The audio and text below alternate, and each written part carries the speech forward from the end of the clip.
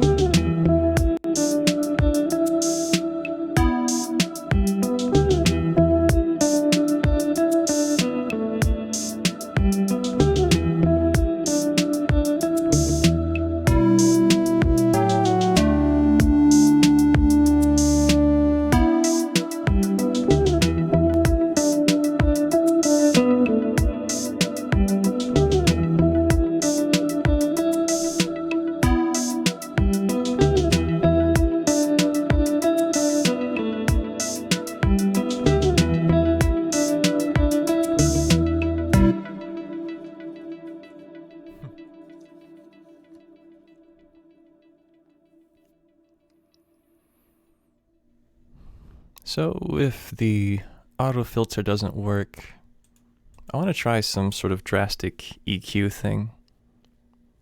Somebody in the chat before recommended that I make this sort of lo-fi, so I think that cutting a lot of the highs would be cool, and it might even open up space for the other elements in the song.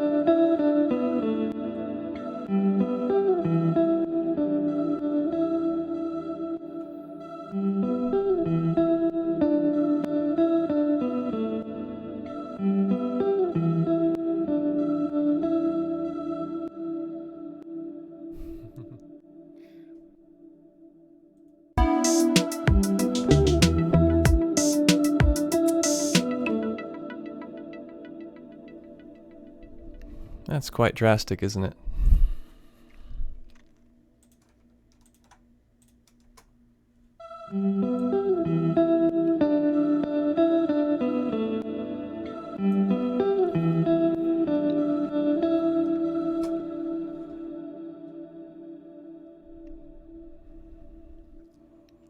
It's just that without EQ, it's a little bit too all-encompassing and covering the track up.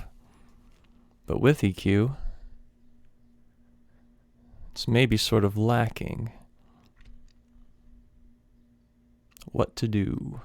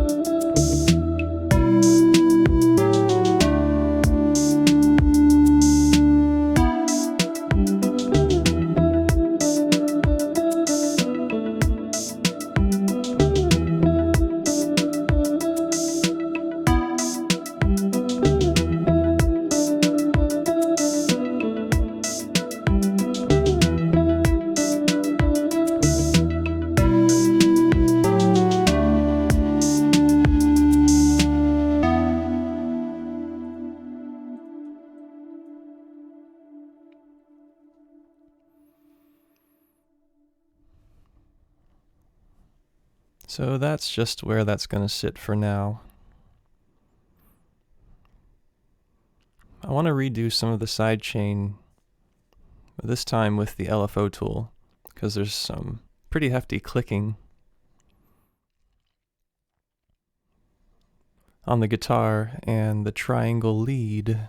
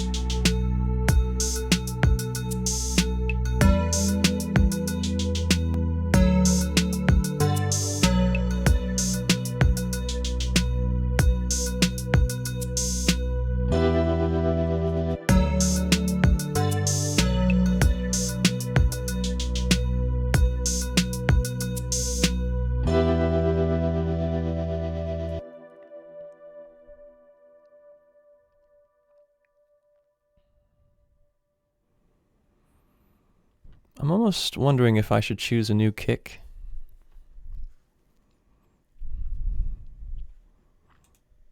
It's hard to say because it's really...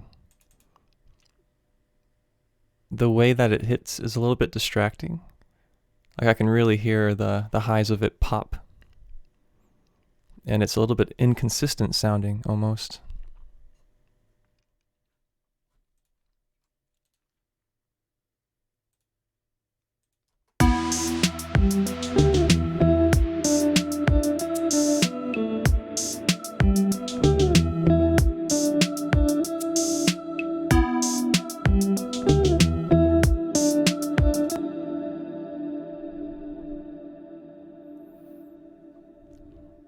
I'll follow my hunch on the sidechain first and then reassess.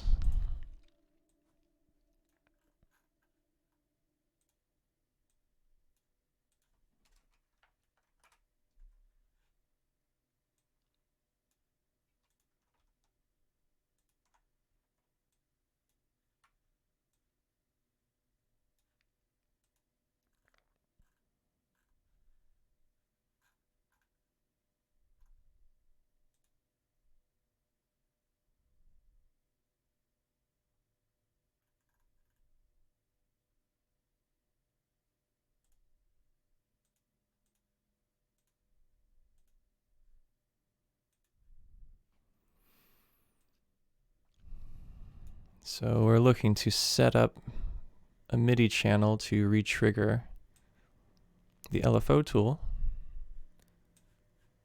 And in theory, we can make a pseudo sidechain like that with the volume envelope of the LFO tool. We just have to reel in the rate here and then have the slope be what we need it to be for a nice sidechain effect. So usually we have to kind of bump it up here. It looks good to me. Let's see if we can have it traverse a little bit faster. Do 1 bar.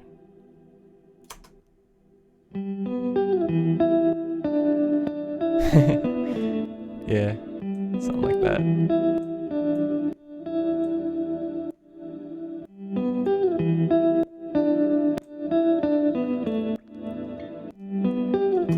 It's real healthy clickage there.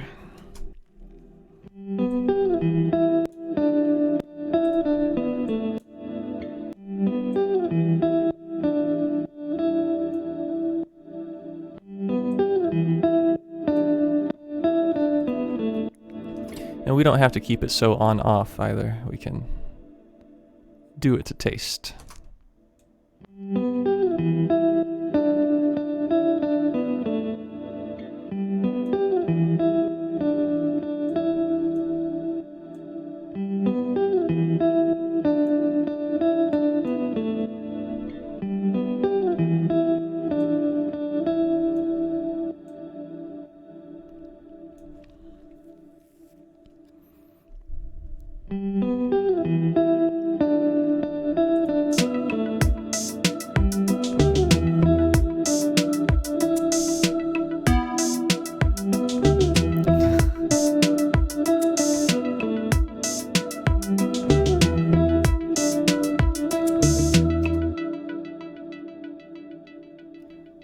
I kind of like that harsh sidechain.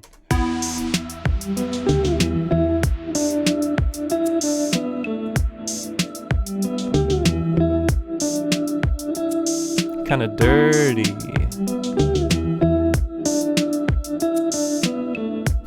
Oh!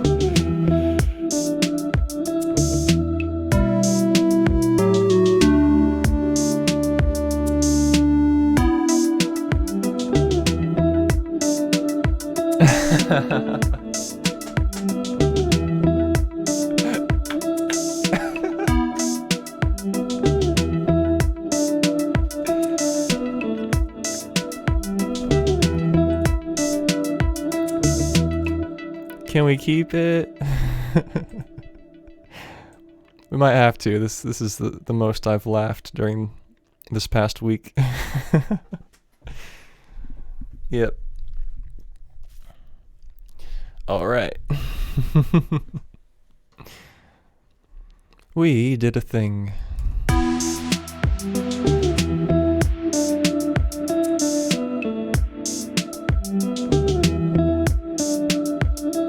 I guess I want people to be like, oh my god.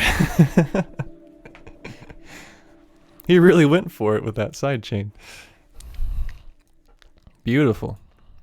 Alright, let's move on to the next bit. I wonder if we would have to duplicate this to do it again. Nice bright red so I can see it.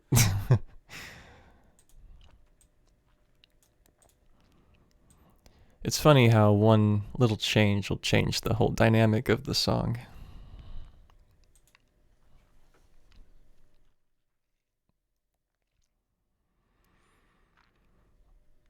Alright, I wonder if I can just copy that over.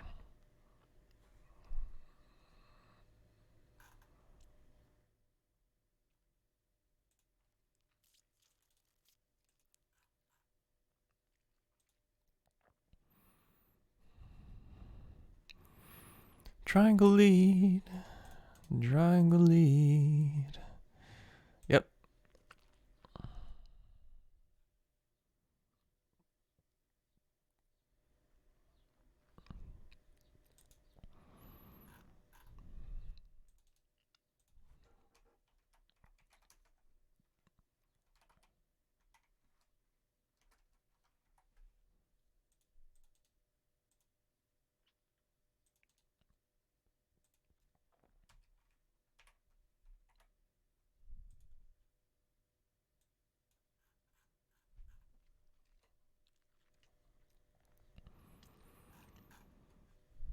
We'll see if that kick drum plays nicely.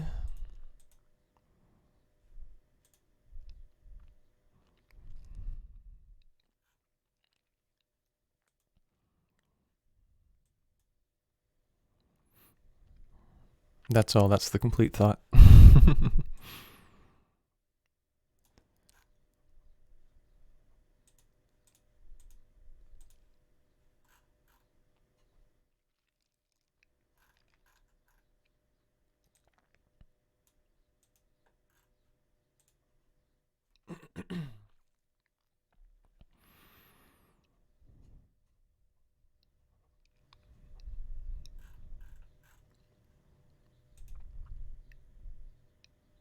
Okay.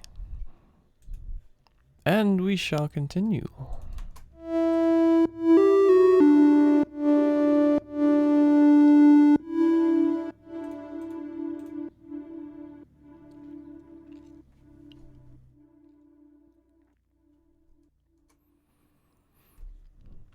That waveform in the LFO tool is pretty helpful. I wonder why I hadn't used it as much up until this point.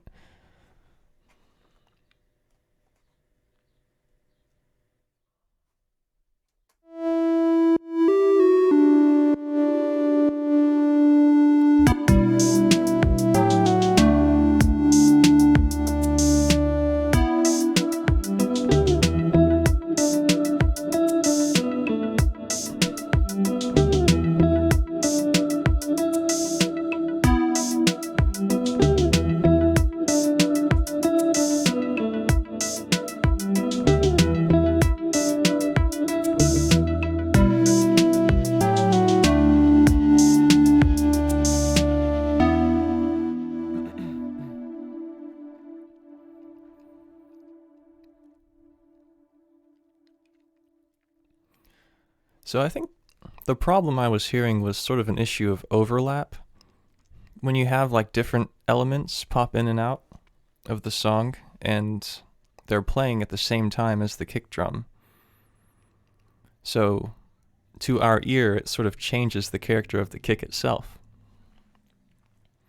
The character of the kick might be different if you hear it isolated compared to if something is playing while the kick is playing. And so that's why I'm hearing like inconsistencies of the kick, but if we were just to solo the kick, it would sound the same throughout. So in that way, I guess that's why we use so much sidechain. At least one reason why. One reason being so that our speaker systems like us a little bit more.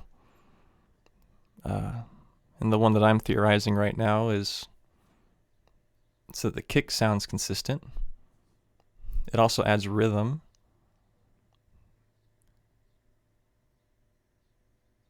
Yeah, just, have to decide for ourselves, what does it mean to make space for the kick and why do we do that? I've certainly heard it as a rhythmic effect before. And also I find that like if all of the elements of your song are hitting at once, then it makes for distortions in speaker systems, which is pretty undesirable.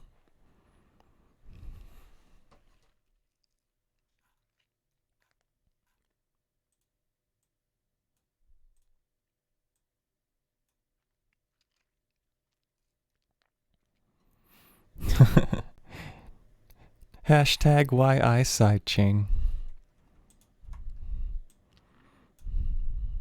I guess the joke here is that I don't have a Twitter anymore.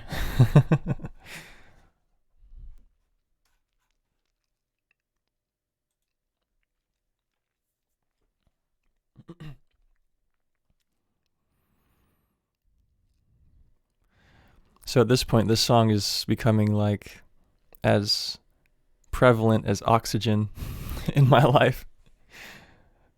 Not complaining. I'm just hoping that at this late stage, my ears don't deceive me.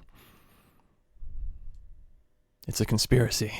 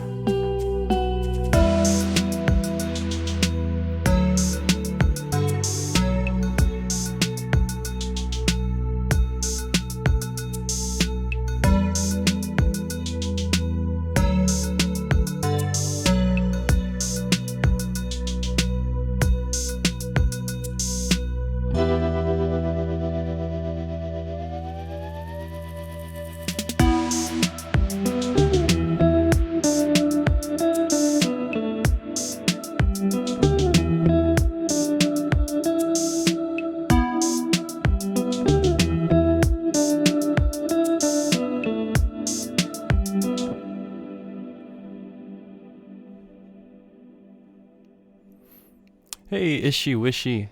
I'd say about going on 8 years. Call it 7.5.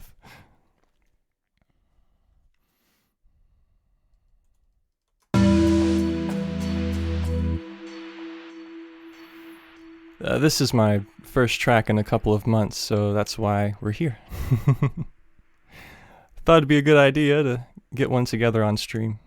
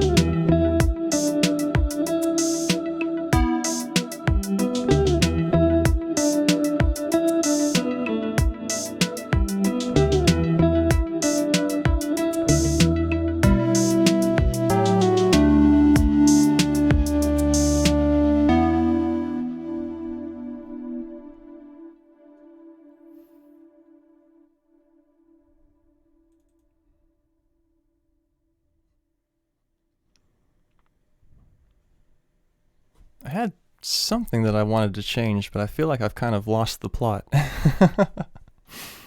What a frightening territory. So I'm not in love with that kick drum. I think it's a bit heavy comparative to the rest of the track.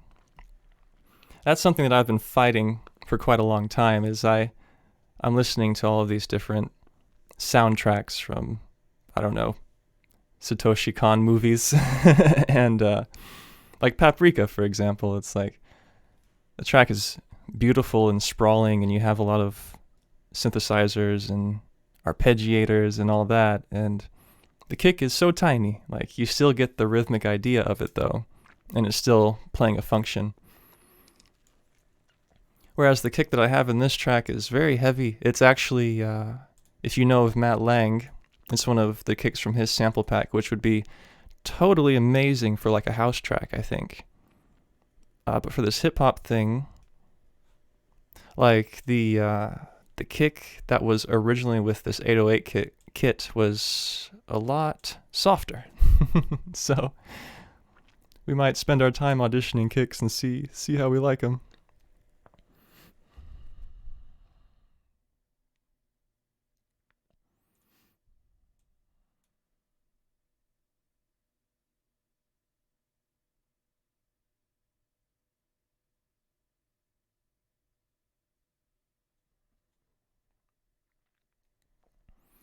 Yeah, Ishy Wishy, that's very cool to hear. And you'll find that as you do this more often, it'll be easier to approach different genres. I think that a lot of the meat and potatoes of practice is using reference tracks and then getting acquainted with a few meters that your DAW has, and then figuring out, how to see what they're doing in the song, in the songs that you admire. And then beyond that, trust your ears. You can trust your ears as well. A combination of the two, I think. So,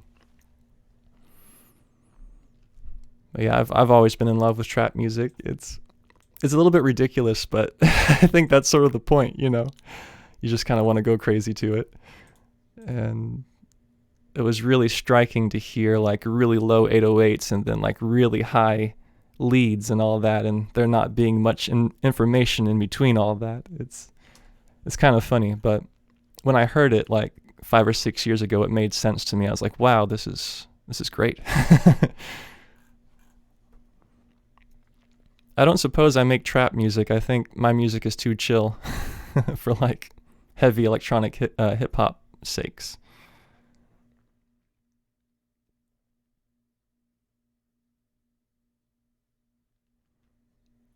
Yeah, man. I mean, that works too. You know, throw the reference out. If what moves you to make it is not using reference tracks, then I don't want to deter you. So if you can trust your ears, yeah, man, like 100%.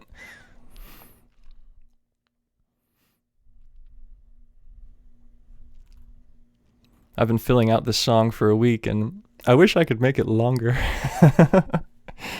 There might be in the pipeline. I might have like a little guitar. It wouldn't quite be a reprise, but just sort of an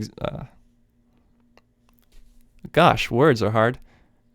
Digression, like some sort of ending digression or melisma at the end here, just to make it a little bit longer. So maybe reach 3 minutes. Get to pop song standards here.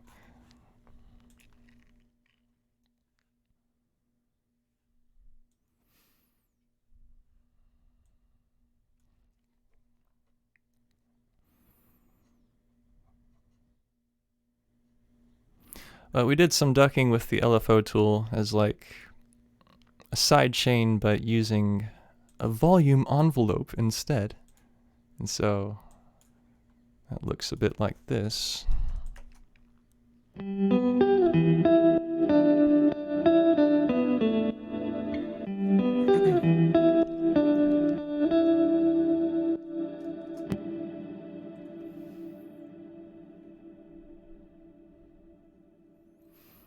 I suppose we're going to get to the tedium of auditioning kick drums. Something like this is something I do on my own, but I don't know. Maybe I can't say that totally because, hey, we're here, and we're here to do work, so let's do it.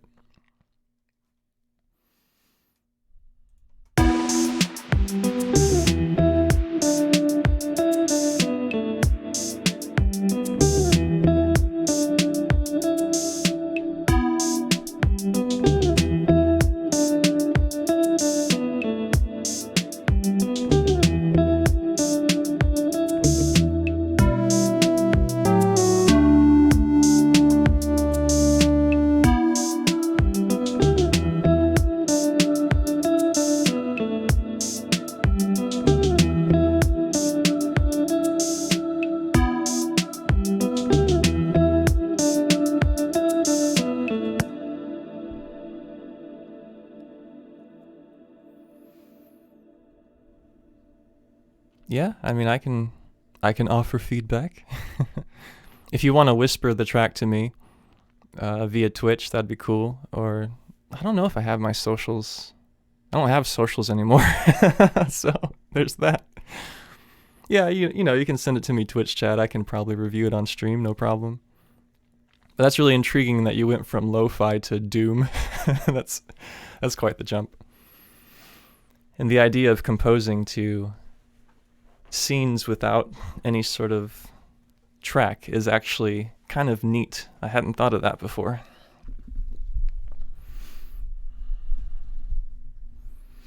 In fact, I once thought it'd be a good idea to do like SoundCloud deep dives on stream, but I don't know like what would be DCMA'd and what wouldn't be, like what Twitch would allow. Maybe I'd stumble upon a track that's actually widely circulated and I wouldn't know it, and then Twitch would be like, nope, go to the corner, it's time out. So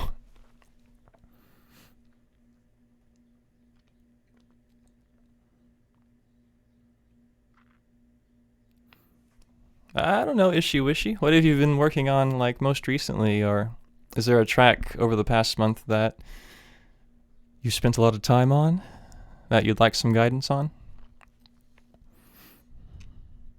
Whatever you like.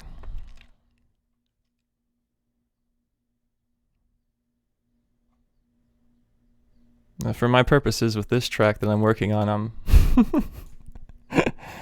You know, I could go through kick drums and all that, but I almost feel like with a good night's sleep, I could wrap it up in about 30 minutes.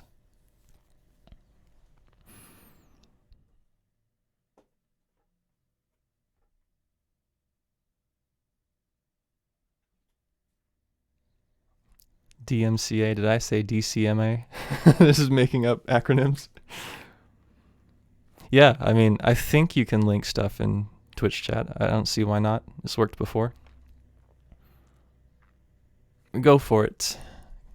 I don't mind to listen. I think I have everything routed. OBS is just picking up my desktop audio, so it should play through, no problem.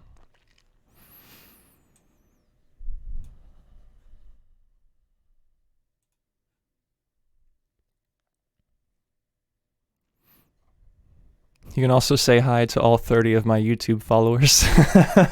So there's that. But yeah, let's dive in. Let's see. You're going to see the infinite windows of doom real quick.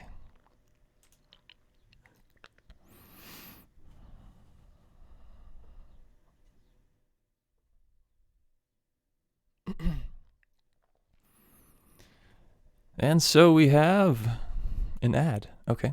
So we have It's Raining Here by Ditto.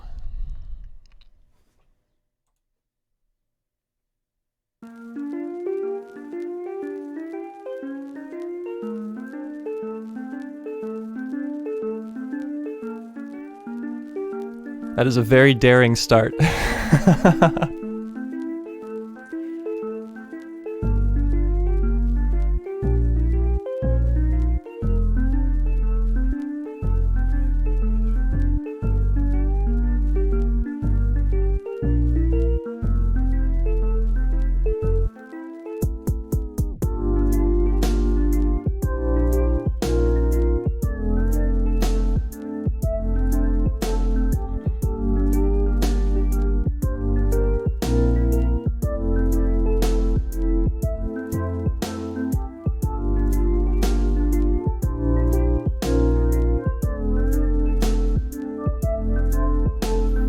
Oh, there it is. Okay.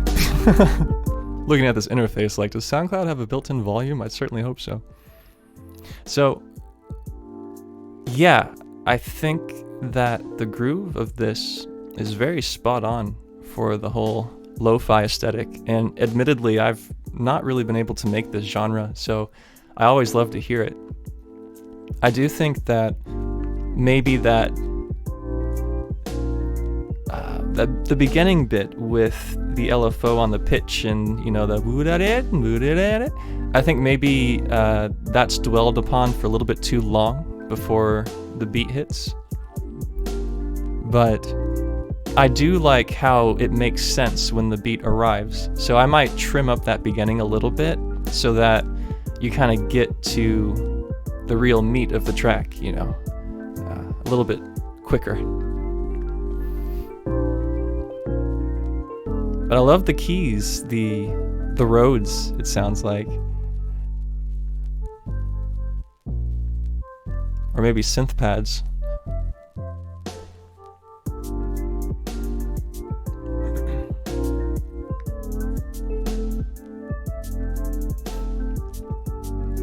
But like, you know, lo-fi, I think of that YouTube live stream, the beats to study to. I think you've nailed that. Like, that's very nice, and I certainly enjoy it.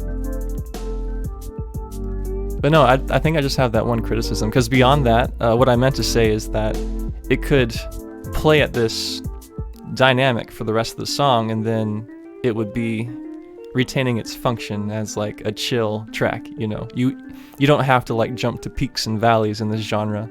You can do like just as you're doing, where the beat hits and then the beat cuts out and it comes back, you know, and that's all you need. So yeah, good work. I like it. It's very good.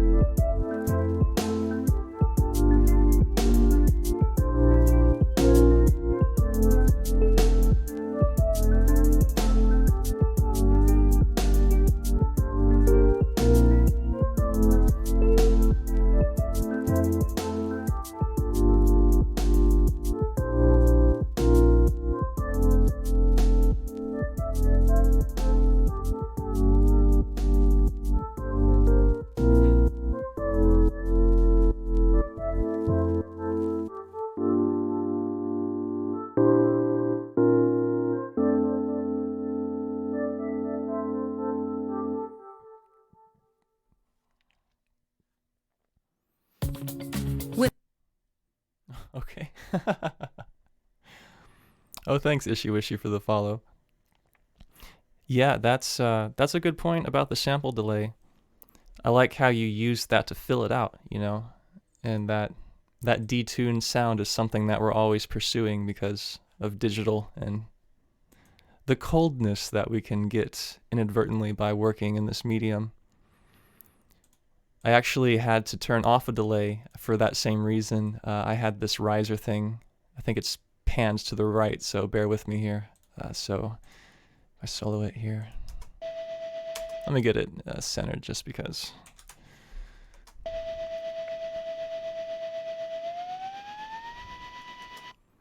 I had like a smaller interval initially, and then that plus the delay made for sort of like a dizzying effect.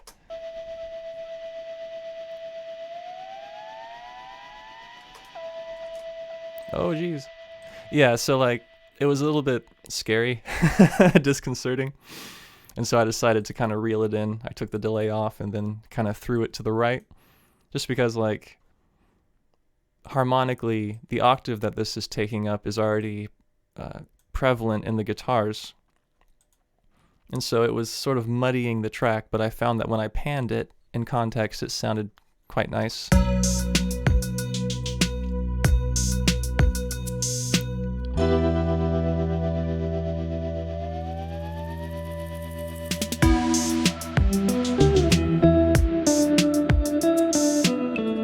So yeah, I mean, oh yeah, risers. Subtle risers, I guess. Yeah, you're welcome. There's no problem. I don't mind listening to tracks. It's very cool because it's not exactly in my wheelhouse, that lo-fi thing, even though like what I'm making right now is just a few degrees away from lo-fi. I had someone on chat or in chat recommend that I make this a lo-fi track, or at least give it more lo-fi qualities. So it's very informative for me to hear that genre.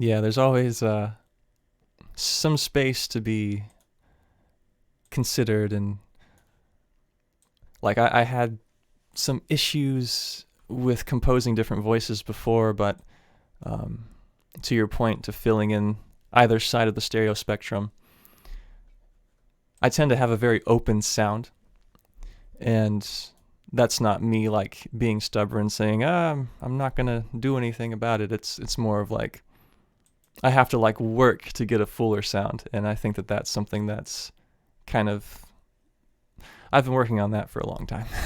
So any progress that I have made in that respect, I'm grateful for. There's always more to be had.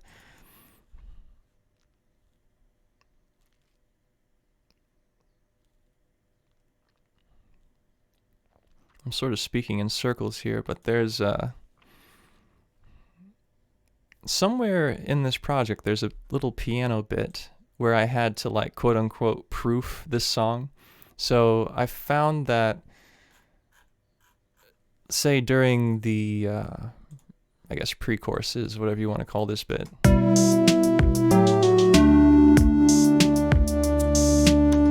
I have like a 3-part harmony, but each voice is a different like sound. And I think that in theory should be kind of a mess, but it sounds kind of nice. So if we listen to this,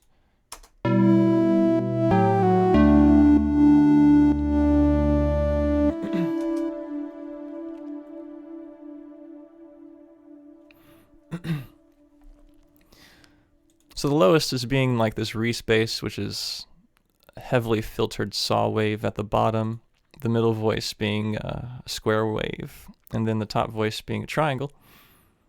And, you know, I think it works out because they're not really fighting for the same octave.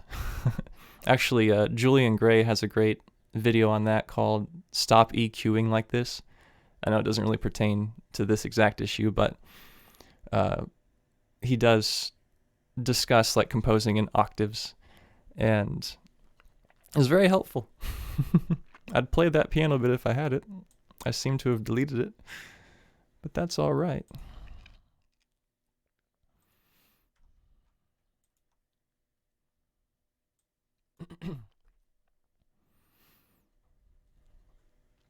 Yeah, I did pan that boy pretty hard.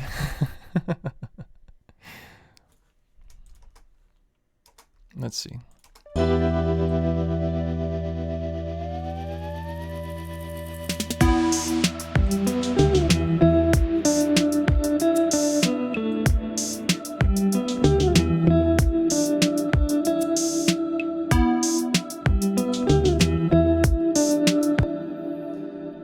Yeah, that kick is not cutting it for me.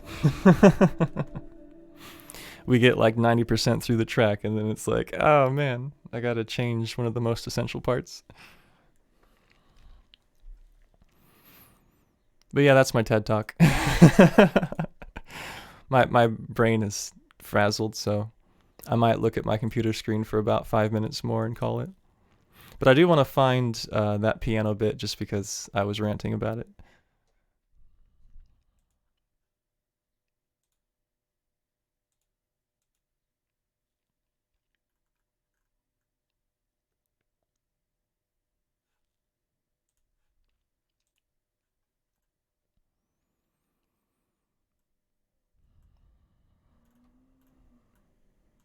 I don't think I made it very easy for myself, did I?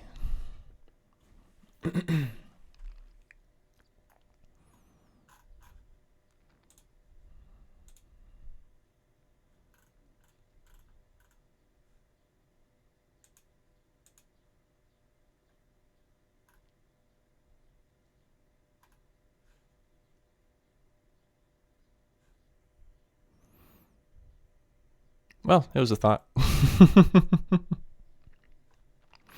So I think at this point, what I'm going to do is just play it from the bridge out, and just going to sit back and listen, and then we'll call it. But I appreciate your guys' viewership.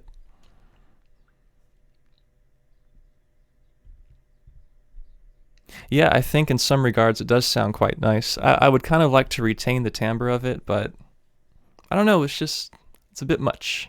It's a little bit excessive, I think, for this dynamic.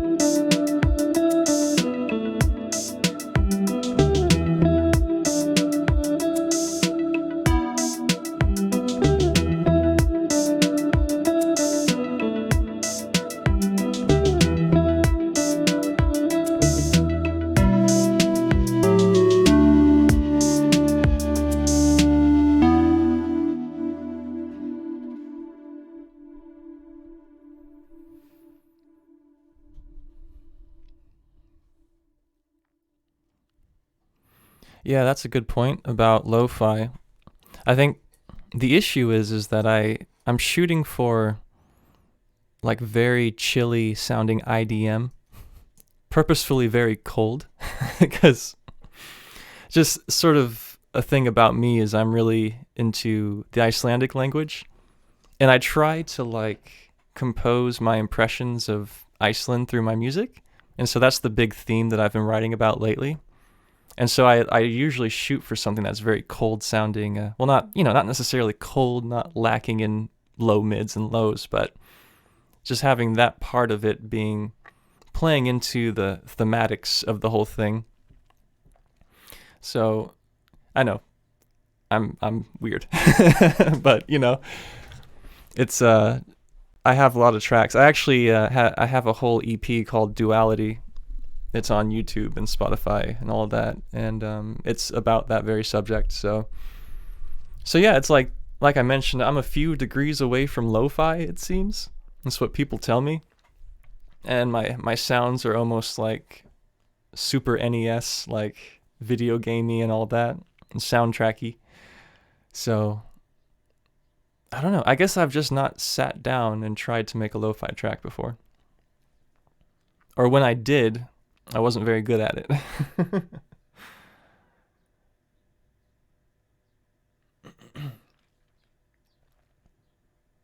Yeah.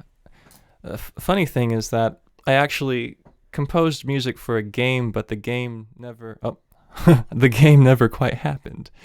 And I can pull up something from that real quick, since I'm a little bit strapped for material, as it were. Don't mind my YouTube recommendations. True crime and Resident Evil, it seems. And so we would get stuff like, well, this is the most straightforward song of the bunch, in that it's actually a song. Oh, I can't hear it. Oh wait, it's playing. Never mind.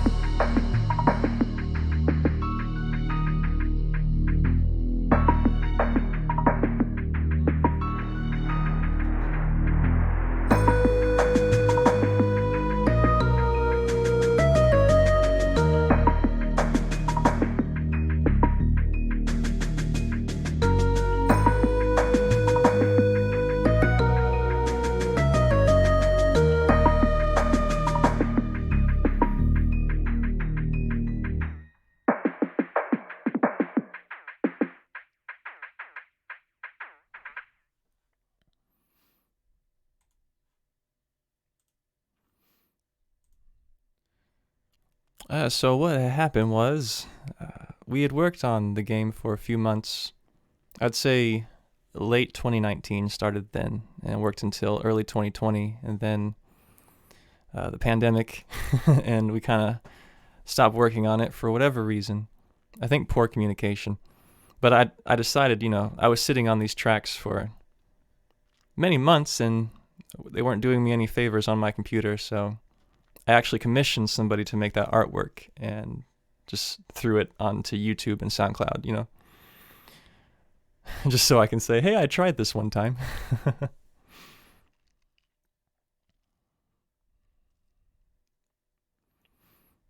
There were no signings of non-disclosure agreements, so I just went ahead and shared it. And who knows, maybe they'll continue working on it. I don't know if I'm going to be part of the project if they continue it, but maybe they'll hire someone else or reach out to me again.